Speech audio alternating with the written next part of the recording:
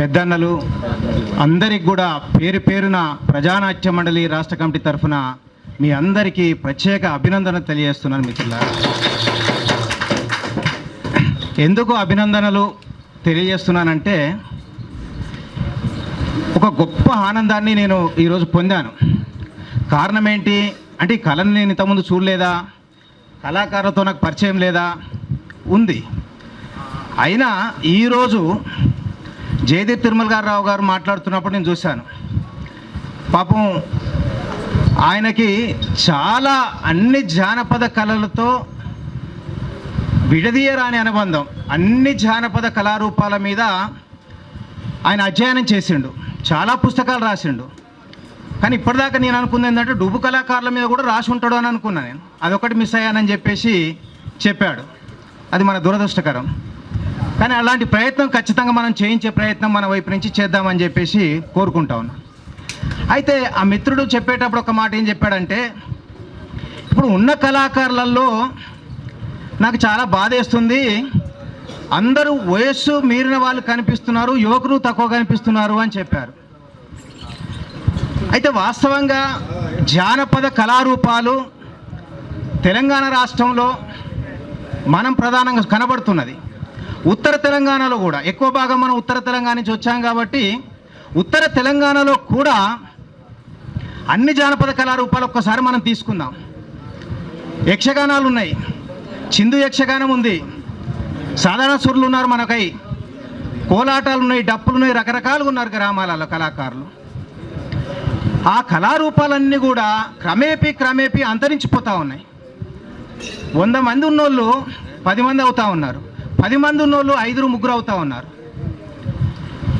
అటువంటి కళారూపాలు ప్రదర్శించే వాళ్ళు కూడా మీరు చూడండి, ఎక్కడైనా 50, 60, 70 ఆపైబడిన వాళ్ళే ఉంటారు తప్ప మన ఉన్నటువంటి యువకులు ఏ కళారూపాలలో లేరు.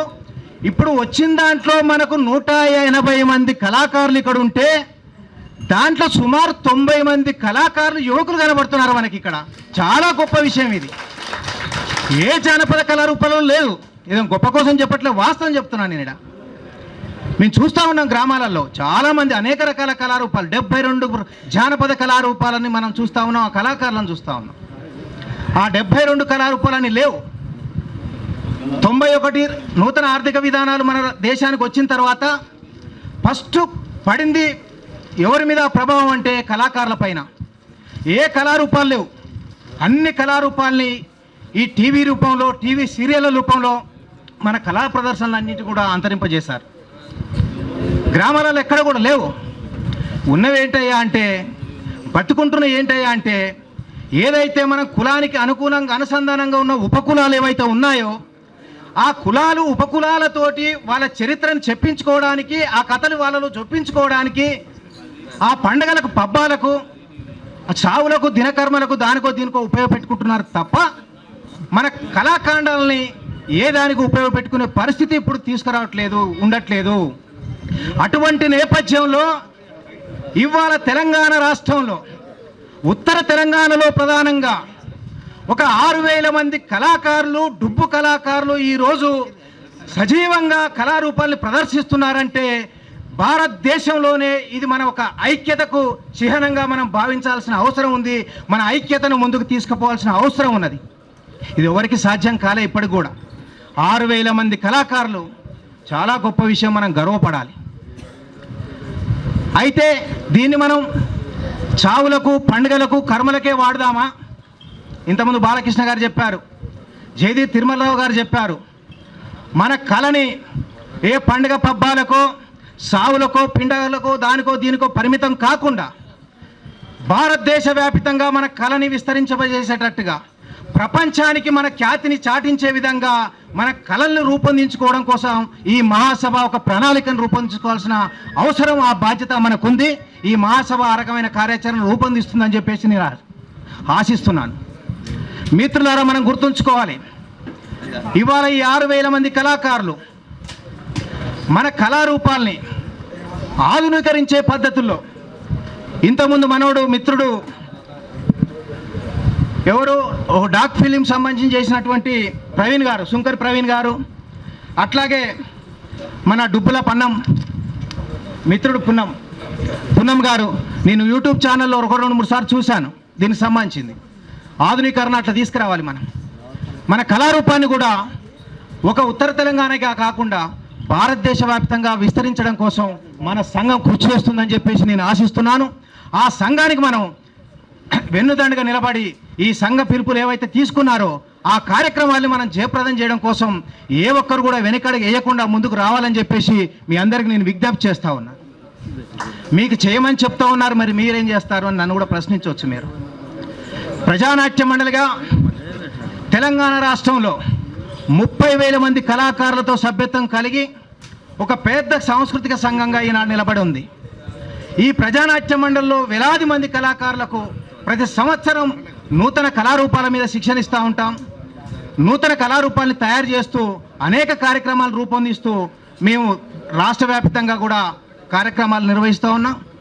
మా వంతు కర్తవ్యంగా మేము మీకు తెలిసి ఉండాలి, జూన్లో 25వ తారీఖు రోజున యాదగిరిగుట్టలో 1000 మంది కళాకారులతో ఒక సమ్మేళనం నిర్వహించాం. దానికి దేవేందర్ని మన మిత్రులు చాలామంది మనవులు కూడా పాల్గొన్నారు. వాళ్ళందరికీ సన్మానం చేసి సత్కరించి మన కళల గొప్పతనాన్ని అక్కడ మనం చెప్పాలని అనుకున్నాం. కొన్ని అసౌకర్యాల వల్ల మనం అనుకున్న స్థాయిలో అక్కడ జరపలేకపోయాం. దాన్ని ముందు జరపడం కోసం కూడా జానపద కళాకారుల సంఘం కూడా దానికి బాధ్యత వహిస్తుంది. ప్రజానాట్య మండలి మీకు ఈ కళారూపాలని తయారు చేయడం కోసం, నూతన ఆధునీకరించడం కోసం మన మిత్రులు ఇప్పుడు తీస్తున్నటువంటి డాక్యుమెంట్ ఫిలిం కానీ ఎలాంటి సహకారం కావాలనుకున్నా కూడా మా వైపు నుంచి ప్రజానాట్య మండలిగా మన ఈ కళారూపాలను ముందుకు తీసుకెళ్ళడం కోసం మా 100% మీ శాయశక్తుల మీకు సహాయ సహకారాలు అందిస్తామని తెలియజేస్తాను సభాముఖంగా.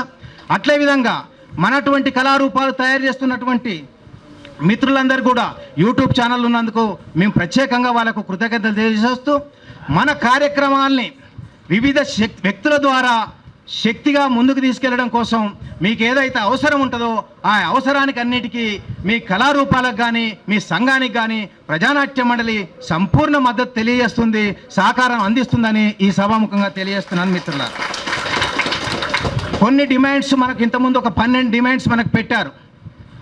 మన కార్యాచరణ అంతా డిమాండ్లో ఉంది. ఈ డిమాండ్స్ మీద ఇప్పుడు ఒక్కటి మనం తక్షణమే మనం ఇన్సూరెన్స్ సౌకర్యం పొందే అవకాశం ఒకటి ఉంది. మనకు ఈ డిమాండ్స్ అన్నిటిని కూడా ప్రభుత్వాన్ని డిమాండ్ చేద్దాం. ఆ ప్రభుత్వానికి సంబంధించిన డిమాండ్ లేకుండానే ఒక ఇన్సూరెన్స్ సౌకర్యం ఉంది. ఏంటి ఆ ఇన్సూరెన్స్ సౌకర్యం? ఒక లేబర్ ఇన్సూరెన్స్ అని చెప్పేసి ప్రతి కళాకారునికి ఒక 6 లక్షల వరకు మనం 118 రూపాయలు కట్టుకుంటే 5 సంవత్సరాలకు వర్తిస్తుంది. అది 6 లక్షల ఎక్స్గ్రేషియా మనకు వర్తిస్తుంది. ఏదైనా ప్రమాదవశత్తు మనం చెల్లిపోతే 6 లక్షల రూపాయలు మన కుటుంబానికి వర్తిస్తుంది. మన ఇంట్లో 2 ఆడపిల్లలు ఉంటే వాళ్ళ పై చదువులకు అని చెప్పేసి 60,000 రూపాయల చొప్పున 2 పిల్లలకి ఇస్తుంది. అట్లాగే ఆడపిల్లల పెళ్ళిళ్ళు అయితే పెళ్లి ఖర్చుల నిమిత్తం 60,000 రూపాయలు ఇస్తుంది. అట్నే ఆ పిల్లలు డెలివరీ అయితే దానికోసం ఖర్చుల నిమిత్తం ఇస్తుంది. అట్లాగే ప్రమాదవశాత్తు మనం ఎక్కడైనా పోయినప్పుడు యాక్సిడెంట్ అయ్యి కాలో చేయో కోల్పోతే 1 లక్ష నుంచి 5 లక్షల వరకు ఎక్స్గ్రేషియా వచ్చే అవకాశం ఉంది. కాబట్టి మీ జిల్లాలలో ఈ జానపద ఉత్తి కళాకారుల సంఘం తరఫున మనం అందరికీ ఇది అప్లికేషన్లు ఇచ్చాం. మన సంఘాన్ని కూడా అప్లికేషన్స్ ఇస్తారు. ఇది లేబర్ ఆఫీస్ నుంచి మనం చేసుకోవాల్సిన అవకాశం ఉంది. కాబట్టి మన కుటుంబంలో ఉన్న అందరూ కూడా 18 సంవత్సరాల పైబడి 50 సంవత్సరాల లోబడిన ప్రతి ఒక్కరు కూడా దీనికి అర్హులు. కాబట్టి తక్షణమే మీరు ఎక్కడ పోయినా కూడా ఈ ఇన్సూరెన్స్ ఆ జిల్లా కేంద్రాలలో లేబర్ ఆఫీసులో చేస్తారు. కాబట్టి మీరు ఖచ్చితంగా అక్కడ చేయించుకోండి. మీ జిల్లాలకు జానపద వృత్తి కళాకారుల సమావేశాలకు కూడా కొండూరు భాస్కర్ గారు, నేను, వీళ్ళందరం కూడా బాలకృష్ణతో పాటు దేవేందర్ మేము కూడా కలిసి వస్తూ ఉంటాం. ఆ వచ్చిన సందర్భాలలో కూడా మీకు ఏమైనా తెలియకపోతే ఆ సందర్భాలలో కూడా ఈ అప్లికేషన్ తీసుకొని ఈ ఇన్సూరెన్స్ అనేది మొట్టమొదటిగా మీరు దాన్ని మనం చేర్పించుకునే ప్రయత్నం చేయాలని మీకు విజ్ఞప్తి చేస్తున్నాను. మిత్రులారా, చివరిగా ఒక్క మాట చెప్పి నేను ముగిస్తాను. మిత్రులారా, ఈరోజు బాలకృష్ణ అన్నాడు, పాలకులు మన సమస్యల్ని పరిష్కరించకుండా మనను వాడుకుంటున్నారు, మన అవసరాలని తీర్చే పద్ధతులలో వాళ్ళ మాటలు ఉంటున్నాయి, మనం మన సమస్యల్ని పరిష్కరించుకోగలిగాం, ఇంకా చాలా పరిష్కరించుకోవాల్సినవి ఉన్నాయి, అవి పరిష్కారం కోసం మనం ఉద్యమించాల్సిన అవసరం ఉన్నది అని చెప్తా ఉన్నాం. ఏది కూడా ఉద్యమించకుండా మనం పోరాటం చేయకుండా మన సమస్య పరిష్కారం కాదు. ఇవాళ ఈ సంఘం కనుక మనం స్థాపించుకోలేకపోతే 2019లో ఇవాళ మన గుర్తింపు కార్డులు వచ్చేవి కావు, మన సంఘానికి గుర్తింపు వచ్చేది కాదు, మనం ఇక్కడ ఉండేవాళ్ళం కాదు. కాబట్టి ఆ సంఘానికి ప్రత్యేకత ఉంది. ఒకటే గుర్తుపెట్టుకోండి మిత్రులారా, వర్ధిల్లాలి డుబ్బు కళాకారుల ఐక్యత. ఇదే మన నినాదం ఉండాలి. వర్ధిల్లాలి బాలకృష్ణ అన్న కాదు, వర్ధిల్లాలి ముఠా గోపాల్ అన్న కాదు, వర్ధిల్లాల్సింది మన సంఘం. ఆ సంఘం చల్లగా ఉంటే అది వర్ధిల్లితే మనం చల్లగా ఉంటాం. అందుకనే మనం మిత్రులారా, ఏ ప్రభుత్వాలైనా కూడా ఇవాళ మనం డిమాండ్ చేయాల్సిన అవసరం ఉన్నది. డుబ్బు కళాకారులం మేము కథలు చెప్తా ఉన్నాం, కొలుపు చెప్తా ఉన్నాం, డోలు వాయిస్తూ ఉన్నాం, డుబ్బు వాయిస్తూ ఉన్నాం. మాకు అనేక సమస్యలు ఉన్నాయి. ఆ సమస్యలు పరిష్కరించాల్సింది ప్రభుత్వాలు. ఆ పరిష్కరించాల్సిన దాకా పోరాడాల్సింది మనమే.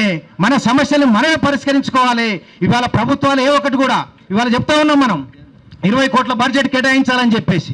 ఎవరిదా బడ్జెట్? మనం పన్నులు కడతా ఉన్నాం. విపరీతమైన పెట్రోల్ రేట్లు పెంచుతూ ఉన్నారు. మనందరి బండ్లు ఉన్నాయి, కార్లు ఉన్నాయి, రేట్లు పెంచుతూ ఉన్నారు. కథ చెప్పి ఒక 5,000 10,000 ఇవ్వమని చెప్పేసి మనం అడుక్కుంటే మనం కోచరీ 10,000 అడిగితే 2,000 3,000 ఇస్తున్న సందర్భాలు కూడా కనబడతా ఉన్నాయి మనకు. అదే పెట్రోల్ ఛార్జీలు ఒక సంవత్సరంలో 20 సార్లు పెంచితే ఒక్కరు కూడా మాట్లాడకుండా పోసుకొని రోడ్ల మీద తిరుగుతున్న పరిస్థితి ఉంది. మన జీవితాలని సర్వనాశనం చేస్తున్నటువంటి పాలకుల పైన కూడా మనం ప్రత్యామ్నాయ కళారూపాన్ని తయారు చేసి వాళ్ళు ఏదైతే మన మీద భారాలు మోపుతున్నారో, మన సమస్యలు పరిష్కరిస్తలేరో, ఖచ్చితంగా వాళ్ళని గోరీ కట్టడం కోసం కూడా మనం పాటలు కట్టాల్సిన అవసరం, మన డబ్బును మోగించాల్సిన అవసరం మన మీద ఉంది. మన హక్కుల్ని దాని ద్వారానే సాధించుకుంటామని చెప్పేసి ఈ సభకు ముఖంగా తెలియజేస్తూ మనందరం కూడా ఐక్యంగా మనం ఏదైతే డిమాండ్లు ఉన్నాయో అవన్నీ సాధించుకోవడం కోసం ముందుకు సాగాలని చెప్పేసి మనందరం కూడా ఒక్కసారి పెద్ద ఎత్తున ఈ 6,000 మంది కళాకారులతో రవీంద్ర భారతి ముందు గనక మనం బైఠాయించగలిగితే, మన కళా ఉత్సవాన్ని నిర్వహించగలిగితే ఖచ్చితంగా మన సమస్యల్ని పరిష్కరించడం కోసం ప్రభుత్వం ముందుకు వస్తుంది. ఆ ఉత్సవాల్ని మనం నిర్వహించాలి. ఆ మహాసభ అనంతరం ఖచ్చితంగా ఆ ప్రయత్నం చేద్దాం. డుబ్బు కళాకారుల ప్రత్యామ్నాయ కళా ఉత్సవాల్ని ఒక వారం రోజుల పాటు ఇక్కడ రవీంద్ర భారతిలో నిర్వహించాలని కూడా మన మహాసభ డిమాండ్లో ఉంటే బాగుంటుందని చెప్పేసి నేను ఈ సభకు విజ్ఞప్తి చేస్తూ, నాకు ఈ అవకాశం ఇచ్చినటువంటి కళామిత్రులందరూ కూడా ప్రత్యేకంగా ప్రజానాట్య మండలి తరఫున, నా తరఫున మరొక్కసారి కళాభివందనాలు తెలియజేస్తూ సెలవు మిత్రులారా.